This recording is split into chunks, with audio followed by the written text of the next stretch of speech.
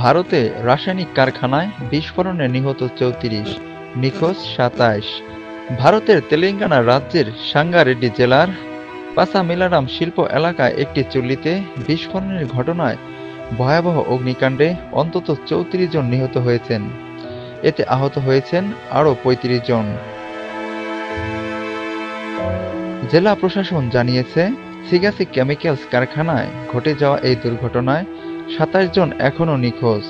এর মধ্যে ৪ জনকে শনাক্ত করা হয়েছে, বাকি ১৩ জনকে শনাক্ত করার চেষ্টা চলছে। প্রধানমন্ত্রী নরেন্দ্র মোদী টুইটারে লিখেছেন, তেলেঙ্গানার সাঙ্গারেড্ডিতে কারখানায় অগ্নিকাণ্ডে প্রাণহানির ঘটনায় আমি শোকাহত। যারা তাদের প্রিয়জনদের হারিয়েছেন তাদের প্রতি আমাদের সমবেদনা। আহতদের দ্রুত আরোগ্য কামনা করছি।